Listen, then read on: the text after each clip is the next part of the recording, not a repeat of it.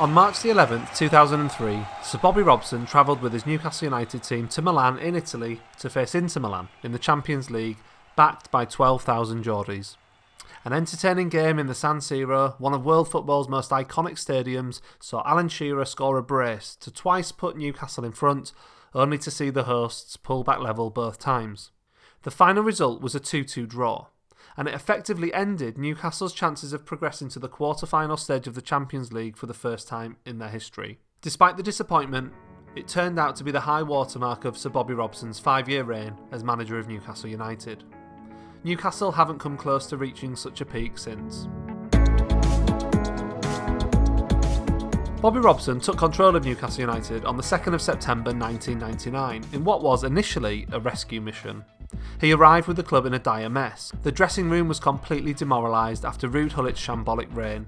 Robson's first home game was the famous 8-0 victory over Sheffield Wednesday, a day that saw legendary striker Alan Shearer score 5 goals, including a 12-minute first-half hat-trick. But Robson's arrival, in the eyes of many Newcastle United fans, came 2.5 years too late. In January 1997, Newcastle United was a club in mourning. After 5 years as manager, Kevin Keegan sensationally quit, taking everyone by surprise, including the players. Keegan had taken the club from the brink of the 3rd Division to Premier League title challengers within 4 years, a remarkable feat. Not only did Keegan save the club, his vision helped revolutionise it too. At the time of his departure in 1997, both the team and the stadium were unrecognisable to what he adopted when he took over in 1992. But after the emotion of Keegan's shock departure had settled down, attention had to turn to who would be the next manager to replace Keegan in the dugout at St James's Park. The club had of course finished the previous season as runners-up, though many people would argue they should have won the league. Newcastle, at the beginning of 1997, really were an attractive proposition for lots of Europe's top coaches. Nearly 1,000 miles away, Bobby Robson was the manager of footballing giant Barcelona, and he had a dilemma. Robson had twice turned down the Catalan giants. Both times were to honour contracts elsewhere, first at Ipswich Town and then again when he was manager of England. Robson was a man of integrity, and in his eyes contracts were there to be honoured. An admirable trait for sure. But it was a trait that would ultimately cost Newcastle United, the team he supported as a boy, dearly. Robson took the reins at the Nou Camp in 1996 and is credited for bringing the original Ronaldo to the club. Despite winning the Copa del Rey and the Cup Winners' Cup, Robson found himself at the heart of Barcelona politics, something that he never got to grips with. Robson didn't worry about that stuff. Perhaps naively, he just got on with the job in hand. Unfortunately, by the time the Barcelona dressing room got on board with Robson's style, it was probably too late to change what was to happen. When Keegan left Newcastle in January 1997, Robson was approached by the club to replace him in what turned out to be probably the biggest sliding doors moment in Newcastle United history. As we know, Robson was a man of honour and integrity, and despite being under pressure at Barcelona almost from the start, and despite the fact his contract had a clause in it that effectively said he could be moved upstairs to a different role after one season, he chose to remain loyal to them. The offer of returning to England and managing his boyhood club, Newcastle United, was turned down. Newcastle United appointed Kenny Dalglish instead. Just 6 months later, despite being named European Manager of the Year, Robson was no longer the manager of Barcelona. Louis van Gaal was brought in and Robson was indeed unceremoniously moved upstairs to a new role as general manager. A year after that, Robson left Barcelona and moved to one of his former clubs, PSV Eindhoven. Despite missing out on the title in 1998, Robson led the team to Champions League qualification. Robson spent a large part of his managerial career coaching around Europe. As well as the spell at Barcelona, he managed Sporting Lisbon, Porto and PSV Eindhoven on 2 occasions, winning 10 major trophies across 3 European leagues. After Newcastle thrashed Sheffield Wednesday 8-0, the team's fortunes rose dramatically under Robson, and he worked wonders to take the club from rock bottom of the Premier League to 11th place, and Alan Shearer, who had been dropped by Ruud Gullit, ended the season with an impressive 23 goals.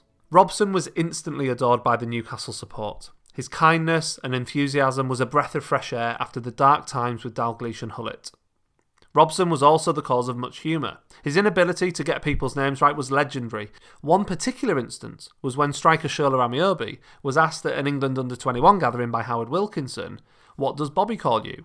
To which Shola's reply was, "Carl Court mainly." But don't be mistaken by his good-natured, gentlemanly conduct. Robson was a fierce competitor and a winner. The success he had across Europe and in England is testament to that. And his teams always played attractive attacking football too, and that was something he brought to Newcastle. At the end of Robson's first season, Newcastle found themselves in their third consecutive FA Cup semi-final in 2000. It was a game that turned into another what might have been for both Newcastle and Robson, who had had his fair share of those moments in his career. Robson began his managerial career at Fulham in 1968, a club he played for as a forward between 1950 and 1956. However, after disappointing results, he left Fulham in November 1968. Robson soon became manager of Ipswich Town, a club he stayed at for over 13 years. He won the FA Cup in 1978 and the UEFA Cup in 1981. Robson is quite rightly regarded as a legend in his own right in Ipswich, and even has a stand named after him. However, Robson's achievements at Portman Road caught the attention of the FA, and in 1982 he was offered the job as England manager. As a proud countryman who'd won 20 caps as a player, it would be a job offer he simply couldn't turn down. Robson's England career didn't get off to the best start. He dropped Kevin Keegan when he'd signed for 2nd Division Newcastle, and then failed to qualify for the 1984 European Championships. However, the FA stuck with Robson, and he did take England to 2 World Cups, in 1986 and 1990. Both World Cups were what could have been moments for Robson. In 1986, in the Mexican heat, England were cheated by Maradona's Hand of God goal in the quarter-final. Despite Maradona going on to score one of the greatest World Cup goals of all time later in the same game, the question will always remain, what would have happened had Maradona's handball been disallowed?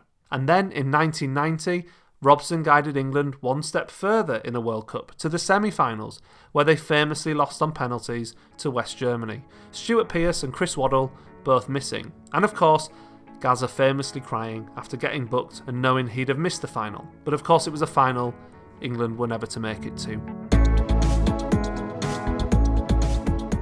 Fast forward 10 years, and it was the same story for Robson in the FA Cup semi-final against Chelsea. Despite playing well and Rob Lee, another player who'd been cut out by Ruud Gullit, scoring a superb header to level the match at 1-1, it wasn't to be, as Gus Poyet scored a controversial goal to win the tie. Over the next couple of years, after the club had stabilised their Premier League status, Robson kicked on and improved the squad by getting rid of the deadwood and improving the depth of the squad. Robson brought in players such as Jonathan Woodgate, Jermaine Genius, Craig Bellamy and Laurent Robert, who were able to elevate what was a decent squad with the likes of Solano, Dyer, Speed and Shearer into one capable of competing at the top end of the Premier League. In under 3 years, Robson had taken Newcastle from bottom of the league to the Champions League, with a 4th place finish in 2002. And along the way, he became Sir Bobby too, when he was knighted for services to football at the beginning of 2002. Incredible European nights followed, including a 3-2 win away at Feyenoord, which saw Newcastle become the first club to ever qualify from a group after losing their first 3 games. In the next round, despite going out, Robson made Newcastle competitive against Barcelona and of course Inter Milan. At the end of the 2003 season, Robson once again secured a Champions League place for the club. Unfortunately, Robson wasn't backed in the transfer market, with only Lee Bowyer arriving on a free transfer. And after losing to Partizan Belgrade in a Champions League qualifier, Newcastle dropped into the UEFA Cup. Robson was able to take the team to the semi-final of the UEFA Cup, but heartbreak ensued once again when an inspired and impressive Didier Drogba was the difference between the two teams.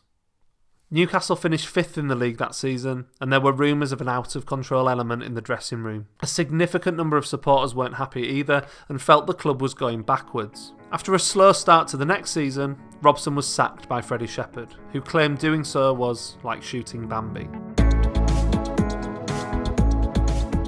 It was a terrible way to end his time at Newcastle, and one that Bobby Robson certainly didn't deserve.